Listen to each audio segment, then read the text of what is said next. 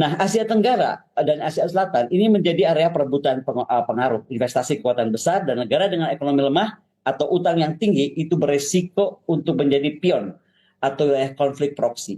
Nah, jangan sampai Indonesia ini dijadikan negara pion atau menjadi Ukraina. Baik Indonesia secara keseluruhan atau mulai dari Papua atau mulai dari Sumatera. Yang tadi saya sebut ada dua tempat yang menurut saya agak berbahaya dalam kasus rare earth elementnya. Pertama Sumatera dan kedua adalah Indonesia bagian timur.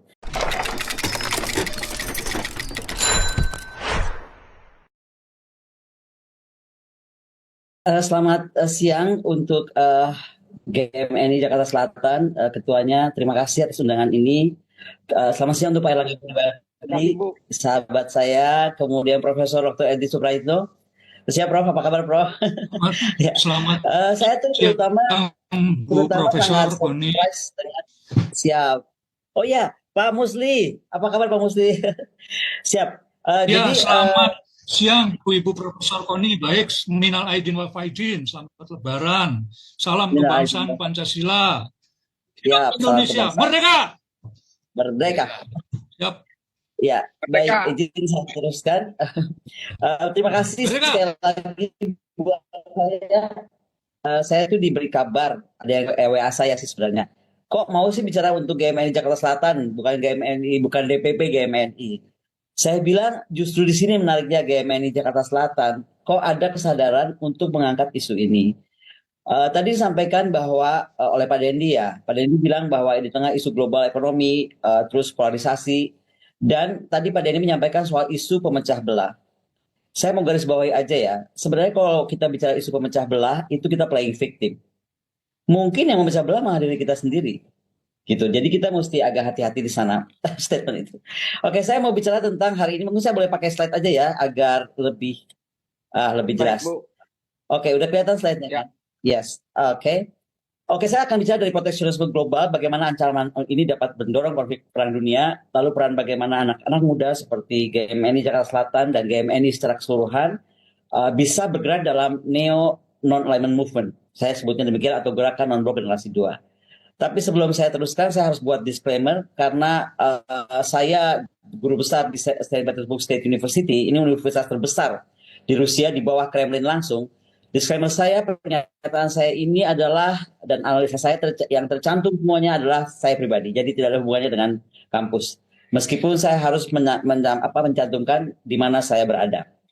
Oke, jadi kebijakan proteksionisme Trump ini, utamanya dalam apa yang ramai terakhir-terakhir ini tentang tarif perdagangan, perang dagang, itu pasti akan merubah arsitektur ekonomi dunia, udah pasti.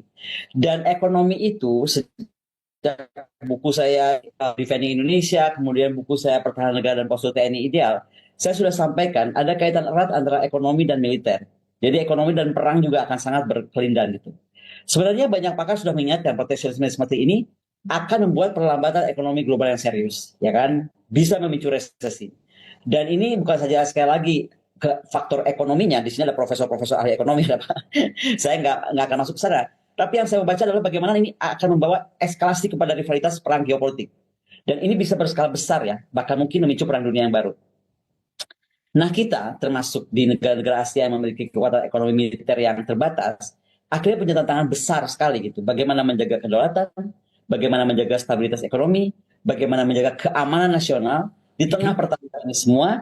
Dan dalam konteks inilah generasi muda seperti GMNI sebenarnya memegang peran kunci untuk, utamanya juga mahasiswa-mahasiswa seluruh Indonesia ya. Bagaimana mendorong arah kebijakan nasional kita yang harus bijak dan damai. Buat saya agak susah saya mau meneruskan tentang apakah kita bisa bertahan untuk tetap mempertahankan koridor kebijakan nasional yang bijak dan damai.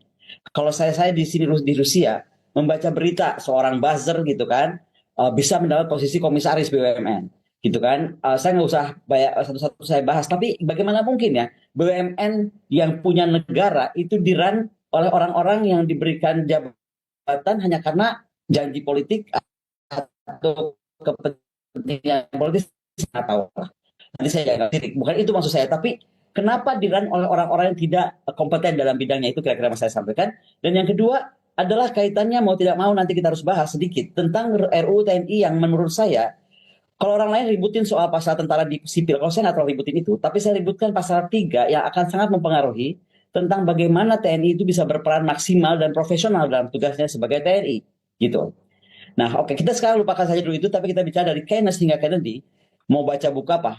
Economic Consequences of the Peace, mau baca War and the Rise of the State, and so on and so forth. Semua rata-rata mengkritik krisis ekonomi itu, mengkritik misalnya saat ekonomi perjanjian Versailles setelah Perang Dunia ya, itu disampaikan bahwa gerakan sebuah syarat-syarat ekonomi yang keras itu bisa memicu perang berikutnya. Bagaimana juga keputusan politik ekonomi menyebabkan perang dunia kedua, bagaimana perang membentuk kekuatan negara, ini terjadi di Rusia misalnya, bagaimana menghubungkan kekuatan ekonomi dan kekuatan militer, dan bagaimana kemunduran ekonomi juga dapat menyebabkan jatuhan kekuatan global dan menimbulkan perang.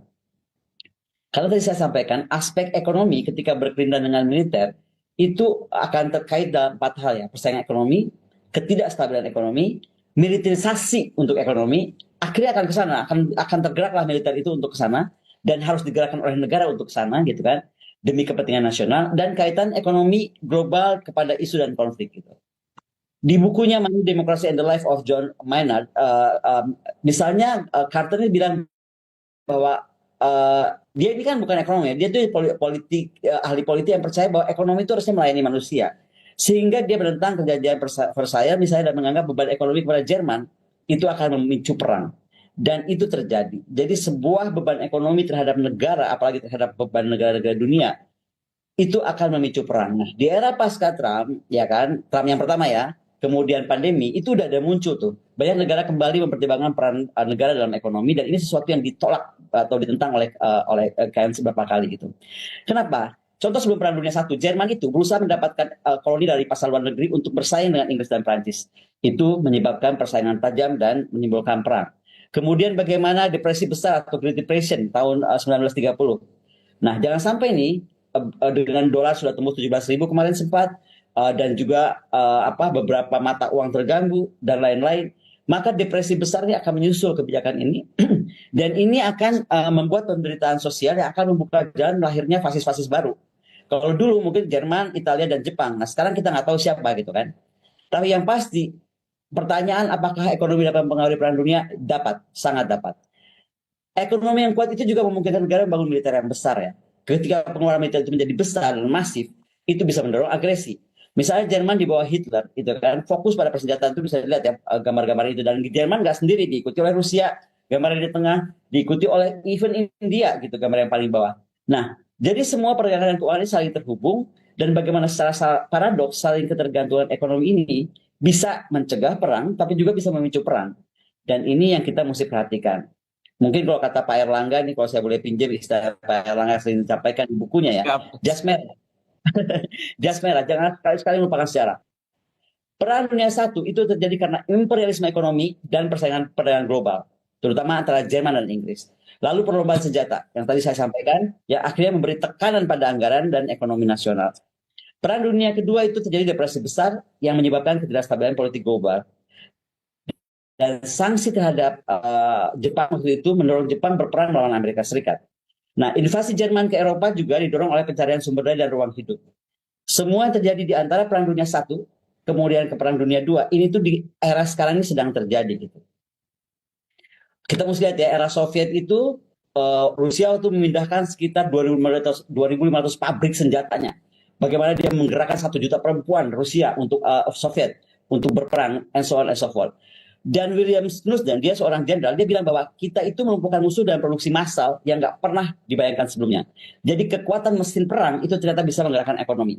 Nah, be very careful sekarang terhadap negara-negara itu gitu. Akibat perang dunia itu, bayangkan muncullah negara-negara produsen senjata. Ini negara-negara hebat yang bangkit dari perang. Nah, saya cuma ceritakan the good story of the war ya. Tapi juga ini tadi saya bilang ada 2 mata pistol gitu. Indonesia tuh enggak di sini. Dan juga enggak di negara yang menurut saya akan bisa kalau dia tidak hati-hati akan bisa menghadapi ini dengan mulus gitu tantangan ke depan. Oke, sekarang balik ke apakah ekonomi global mendorong konflik geopolitik gitu kan? Yes, pasti. Ketika ketimpangan ekonomi global terjadi, kesenjangan negara kaya miskin akan semakin luas, sistem ekonomi sudah tidak adil, memicu ketidakpuasan, memicu krisis domestik, ya kan? dan bahkan konflik antar negara. Lalu persaingan ekonomi antar kekuatan besar sudah pasti, kita udah lihat lah. Jangankan Amerika dan Tiongkok, Amerika dan EU pun sudah bereaksi gara-gara tarifnya Trump kemarin. Lalu perubahan iklim dan sumber daya itu menjadi masalah. Kemudian ketergantungan pada rantai pasokan global. Kita belajar dari awal-awal special military operation Rusia ke Ukraina. Bagaimana dunia tergoncang ketika rantai pasok global itu terganggu gitu. Nah, bagaimana juga utang global dan inflasi? Karena banyak negara saat ini menghadapi utang besar dan tekanan inflasi tinggi. Sedihnya Indonesia ada dalam posisi itu. Gitu. Nah, dalam posisi ini juga sebenarnya banyak negara-negara itu mengambil atau menciptakan tekanan politik menghindari tekanan politik dalam negeri. Dia lalu membuat pemimpin-pemimpinnya itu bersikap, oke, kita agresif aja ke luar negeri. Namanya fenomena wag the dog. Ini bisa dilakukan Amerika Serikat, biasanya dilakukan oleh negara-negara yang tadi pemilik senjata itu. Kita bisa lihat juga contoh-contoh kekinian misalnya perang Rusia-Ukraina, karena ini bukan saja kasus geopolitik tapi juga terkait kontrol atas energi dan jalur perdagangan. Bagaimana ketegangan Tiongkok-Taiwan terkait juga dengan teknologi tinggi semiconductor. Bagaimana kudeta ketegangan Afrika misalnya Niger, Sudan, itu didorong kelangkaan sumber daya. Ini semua sedang kita hadapi lebih parah daripada era dulu gitu, karena sekali lagi kita punya masalah besar dalam pengaruh asing yang dapat mempengaruhi dengan tidak langsung. Jadi bukan saja operasi militer perang, tapi operasi militer selain perang gitu kan. Dan ini bisa berbahaya. Belum lagi masalah misinformasi dan disinformasi. Ketika fenomena ini merusak kepercayaan publik, bagaimana kepercayaan publik itu dirusak, bagaimana polarisasi politik diperparah, bagaimana penanganan berbagai krisis global dengan juga informasi palsu, menyesatkan, ini semua akan menjadi ancaman lebih serius lagi dan kita harus jujur, Indonesia sedang mengalami itu. Saya sih sedih ya, baca misalnya salah satu angkatan spending, saya nggak tahu yang sebut cuma salah satu angkatan, nggak tahu yang lain ya, tapi spending sekian ratus miliar gitu untuk membayar buzzer. Karena perangnya itu, perang dunia maya kenapa jadi dianggap untuk membayar buzzer ya? Karena itu adalah menurut saya sangat nggak tepat gitu.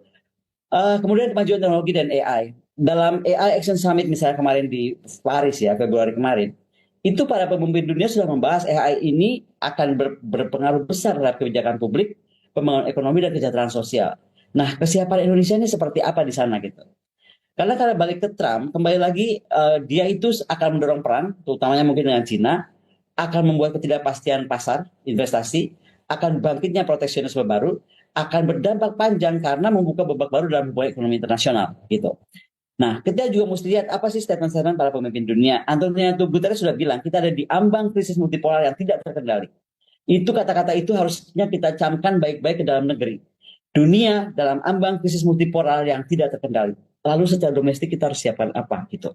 Karena ini membutuhkan sistem multilateral yang harus diatur oleh Kementerian Luar Negeri, yang efektif, yang inklusif, yang representatif untuk merespon krisis secara kolektif. Bagaimana mungkin kita berbicara tentang ancaman Trump, dubes kita di Amerika sedang tidak ada.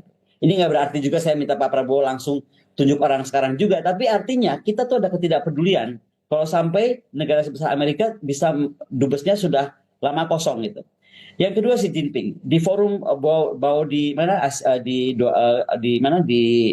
bau Asia 2025 kemarin, dia bilang bahwa perdamaian itu melalui pembangunan dan konektivitas. Jadi pembangunan dan konektivitas itu penting, terutama pembentukan blok Asia. Nah, Modi jelas mendorong BRICS gitu, karena dia bilang bahwa BRICS ini adalah saya dosen dan guru besar di sini. Kaitan saya itu sekarang lebih banyak kepada pengamatan saya kepada negara-negara Baltik, kepada negara EU, dan juga kepada Asia Tenggara ya. Karena menariknya, saya akan underline yang mungkin di Indonesia belum terkenal, tapi kita itu sebenarnya sudah harus melampaui BRICS, yaitu bagaimana kita sekarang harus bersatu dalam Greater Eurasian Partnership. Karena dengan Greater Eurasian Partnership, ikatan kita dengan negara-negara seperti Cina, dengan India, dengan Rusia, harusnya akan lebih solid dan lebih besar gitu. Nah, kembali kepada Trump, apakah dapat memicu perang dunia ketiga? Ya mungkin, karena tarif ini memang dia hanya alat ekonomi, tapi dia jangka panjangnya, saya sudah jelaskan, berpengaruh pada tatanan perdagangan global, akan pasti mendorong rivalitas kekuatan besar dan memperlemah sistem multilateral. Karenanya Trump ini sebenarnya membuka apa yang disebut weaponized economy. Mungkin nanti Profesor Edi bisa lebih menjelaskan dengan sangat baik bagaimana menggunakan ekonomi sebagai senjata, dan ini persis sama dengan kondisi perang dunia 1 dan 2 ketika perebutan pasar, blok perdagangan, akses bahan mentah menjadi alasan perang. Sekarang kalau ditanya akses bahan mentah itu apa? Indonesia tuh paling bahaya di mana? Kalau saya boleh dalam kesempatan ini bilang, saya mau bilang bahwa jaga Sumatera baik-baik, jaga Indonesia Timur baik-baik. Kita nanti akan bicara tentang itu ya. Itu dulu, nanti saya akan masuk ke sana. Sekarang potensi yang terlibat siapa? Udah pasti poros barat dan poros timur. Amerika, Jepang, Korea Selatan, Australia, NATO pasti dalam satu blok. Ada the Quad, ya kan, Five Power Defense Arrangement. Nah, bagaimana posisi kita, terutama dalam kasus Laut Cina Selatan dan Taiwan.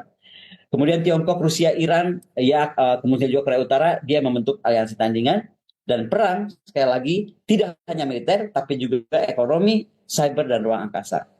Konflik penyebarannya akan kecil ya, seperti Laut Cina Selatan jadinya kecil nih kalau kita dalam konteks global. Jadi isu Laut Cina Selatan, isu Taiwan, isu semenanjung Korea atau Asia Tengah sebenarnya itu kecil, tetapi bisa menjadi keterlibatan besar ketika negara-negara di belakangnya, di sampingnya, di kirinya, di kanannya terlibat gitu. Nah, belum lagi tadi perang dagang dan embargo energi ini juga bisa membuka salah satu langkah konflik baru dan terutama dalam langkah-langkah diplomatik yang salah diambil gitu. Nah, sebenarnya nasib negara-negara Asia yang lebih lemah itu akan parah. Siapa negara-negara Asia yang lebih lemah itu? Indonesia, Filipina, Vietnam, Malaysia, Pakistan, Bangladesh.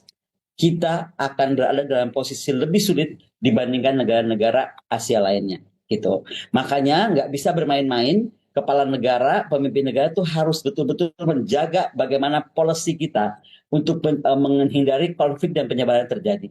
Berhenti blaming orang, berhenti ada yang memecah belah, karena yang terjadi memang dunia sedang berubah gitu. Konsentrasi ke situ dulu. Nah, kemudian apa yang terjadi? Peluang netralitas bisa apa? Misalnya negara-negara Asia bisa seperti tadi kita itu ya, bisa menciptakan the new non-block. Ya kan, saya, Pak Erlangga dan kawan-kawan di Sorbonne, di mana di Brasil, di mana-mana sedang mendorong sekali itu sejak beberapa tahun lalu. Kalau diikuti, kami itu buat perkumpulan para akademisi yang bergerak dalam neo non-alignment movement, kalau boleh disebut demikian. Kita berpusat di Sorbonne di Paris. Nah, kemudian bagaimana negara Asia itu harusnya memperkuat ketahanan nasional dia, diplomasi dia harus lebih kuat, dan militernya sendiri harus lebih kuat. Saya pribadi sekali lagi melihat RUU TNI yang baru itu satu hal di pasal 3 itu sebenarnya memperlemah militer kita.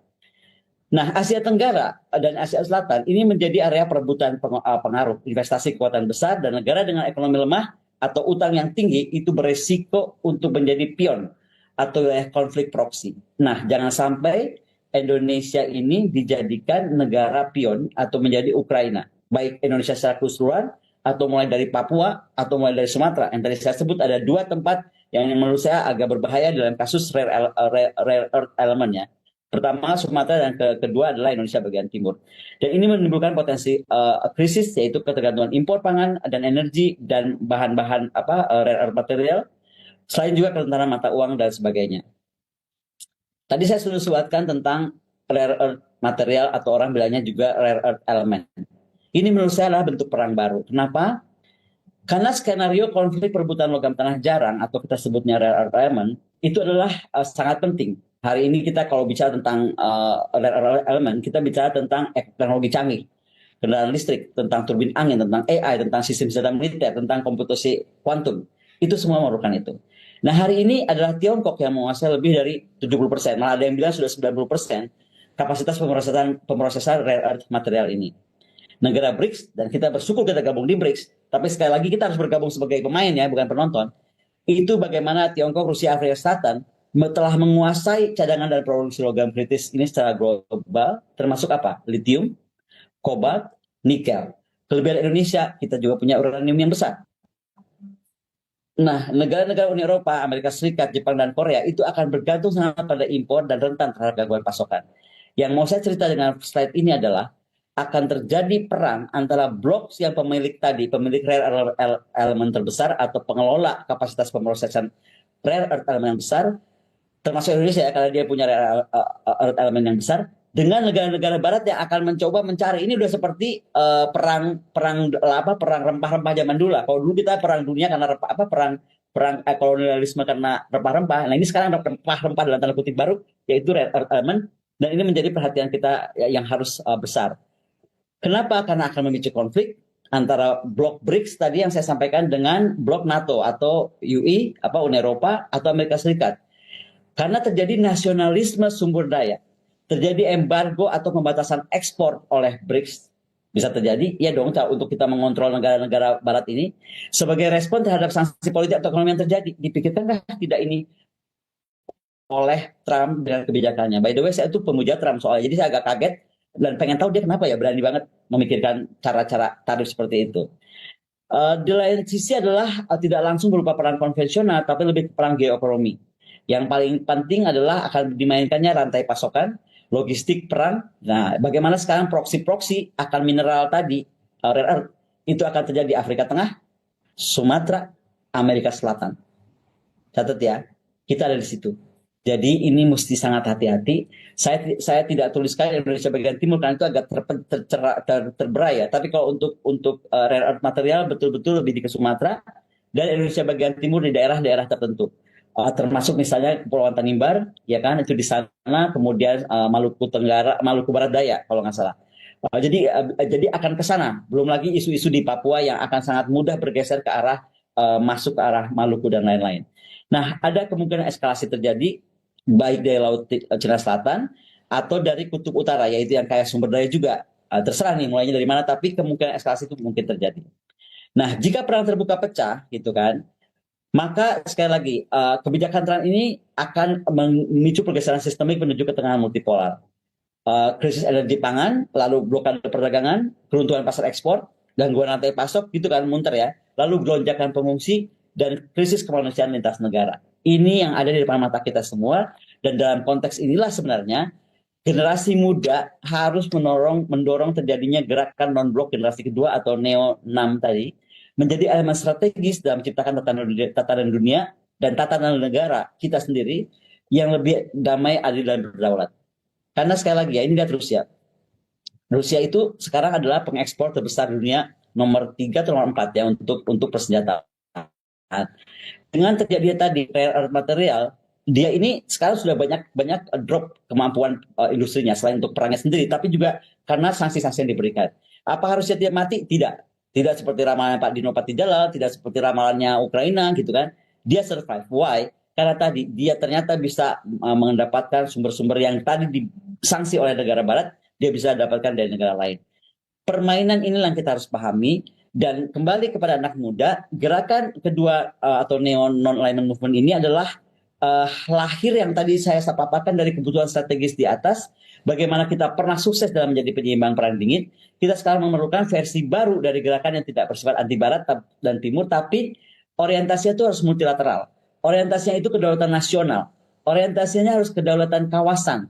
Fokusnya kerjasama industri, kerjasama sumber daya langka, kerjasama dalam isu iklim, kerjasama dalam teknologi, dan kemandirian ekonomi. Sudah siapkah Indonesia dalam tadi menyiapkan kerjasama industri, kerjasama sumber daya langka, iklim, teknologi, dan kemandirian ekonomi? Itu yang menjadi PR terbesar, dan anak muda sekarang harus mendorong itu diwujudkan. Jadi berhentilah perang tentang ini itu yang bikin pusing kalau baca berita dari Indonesia. Apakah yang sekarang saya tunggu itu mana statement negara bahwa kita menghadapi ini dan anak muda harus bergerak menghadapinya? Dan siapa yang memimpin? Mau nggak mau India, Indonesia, Brasil, dan Afrika Selatan. Secara politik luar negeri kita harus sangat kuat hari ini. Karena kita dianggap menjadi pemimpin Neo 6 tadi. Anak-anak muda Indonesia lagi ditunggu ke sana gitu. Dan nggak bisa mereka gerak sendiri tanpa dorongan kepala negara dan Kementerian Luar Negeri. Dan bagaimana sebenarnya perlu dicatat, negara-negara seperti Tiongkok dan Rusia walaupun dia di BRICS, kenapa dianggap nggak bisa? Karena dia dianggap ada orientasi atau rekam jejak dalam rivalitas global yang membuat mereka dianggap nggak netral. Nah itu kenapa sebenarnya ini jadi kesempatan untuk Indonesia dan di luar Cina dan Rusia memainkan peran lebih aktif di dalam BRICS dan di dalam Greater European Partnership yang tadi saya sampaikan. Jadi masuk BRICS itu jangan cuma oke saya udah di BRICS nih sekarang, halo, terus ngapain di BRICS gitu. Kan itu yang mesti disiapkan sebenarnya. Di BRICS itu kita bukan cuma pengembira kan, kita harus menjadi pemain di dalam BRICS. Nah sekali lagi, fokus pada Neo 6 itu adalah kebebasan tekanan ekonomi politik dari kekuatan besar dalam teknologi digital, cybercrime, kemudian SDA langka tadi yang saya sampaikan.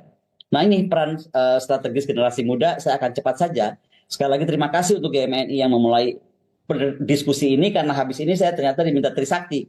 Mungkin karena baca, GMNI kok jadi lebih duluan. Tapi intinya bagaimana perannya mendorong kesadaran literasi geopolitik. Terima kasih sekali lagi GMN di Jakarta Selatan yang telah memulai kesadaran bagaimana literasi geopolitik itu harus ada sehingga anak muda bisa menyebarkan pemahaman tentang politik global. Dengan medsos kah, tentang forum kampus kah, diskusi seperti ini kah, komunitas apapun itu, sehingga publik itu akan paham bagaimana dia harus mengendalikan pemerintah. Jadi publik mengendalikan pemerintah ya, jangan dibalik nih untuk tidak mengambil kebijakan impulsif yang beresiko terhadap negara dan terhadap dunia gitu. Lalu aktif dalam demokrasi dan advokasi kebijakan itu sudah pasti ada ASEAN tadi BRICS ada GAP. Bagaimana juga membangun ketahanan sosial dan ekonomi lokal, wirausaha muda, inovasi teknologi lokal dan lain dan sebagainya dan menjadi diplomat muda lewat cara-cara berpikir yang strategis apakah di model UN, apakah di ASEAN Youth Dialogue atau di G20 Youth atau di kami di Rusia ini punya apa namanya pertemuan juga anak muda di Sochi setiap 1 tahun atau setiap 2 tahun. Nah itu bisa membawa suara negara di seluruh dunia itu dalam secara aktif bicara dalam percaturan global dan isu yang terjadi. Nah sekali lagi peran gerakan Neo6 ini untuk generasi muda yaitu bagaimana sekarang mampu berperan sebagai mediator diplomatik. Jadi anak muda yang mendorong perdamaian, anak muda yang berbicara tentang perwujudan senjata, anak muda yang mendorong struktur pemerintahan global yang lebih inklusif, dan ini sekali lagi bicara tentang inisiatif kerjasama. Apakah Selatan-Selatan, apakah upaya kemanusiaan, apakah bikin fakta internasional baru gitu kan. Tapi intinya mendorong sebuah kekuatan penyeimbang. Gitu, itu yang perlu terjadi. Dan sekali lagi harus ada namanya peran gerakan generasi muda bersatu, yaitu koalisi yang mampu mengakses mengatur perkembangan AI, energi bersih, keamanan cyber, bagaimana juga kita harus tidak tergantung pada monopoli teknologi timur maupun barat harusnya kan. Kemudian generasi muda bersatu mendorong negara ASEAN, negara BRICS, negara Uni Afrika, Greater Eurasian Partnership dan Mercosur menciptakan sistem perdagangan regional lebih mandiri, mengurangi dampak embargo global seperti yang diciptakan oleh kebijakan-kebijakan Amerika ataupun siapapun negara-negara yang menciptakan kebijakan yang mendorong konflik besar terjadi. Nah ini harus membuat juga generasi muda di dalam negara-negara Asia Afrika aktif dalam gerakan forum diplomatik. Ya kan, seperti tadi saya bilang ada juga di BRICS Youth Parliament, ada di ASEAN Future Leaders, bisa juga di Youth 6 Forum gitu. Ini mungkin terakhir saya cuma mau bilang bahwa skenario perang dunia ini bisa mempercepat kemunduran Amerika Serikat dan proses menuju peristiwa ini tidak hanya akan mengubah keseimbangan kekuatan global, tapi juga akan membuat negara-negara mempertimbangkan kembali aliansinya dan bagaimana mempertimbangkan ketergantungan ekonomi mereka. Nah, dalam dunia seperti itu, di diplomasi internasional baik melalui pemerintah maupun gerakan anak muda seperti GMNI hari ini dan juga masyarakat sipil secara keseluruhan akan sangat penting. Saya garis bawahi ya, akan sangat penting untuk mencegah eskalasi dan meminimalkan tekanan global. Sekali lagi peran gerakan ini saya berharap akan lebih besar di dalam neo non-alignment movement proses yang bagaimana juga peran-perannya itu advokasi alternatif solusi. Sekali lagi ya, dalam non-militer. Saya nggak bicara militer yang menyelesaikan masalah di atas ini, tapi bagaimana anak muda yang bergerak dan membangun kembali tatanan dunia dari kehancuran konflik. Saya rasa itu saja pesan saya untuk adik-adik semuanya, untuk kawan-kawan semuanya, dan sebentar ini saya ya. Oke, demikian kira-kira. Terima kasih untuk pesawatnya.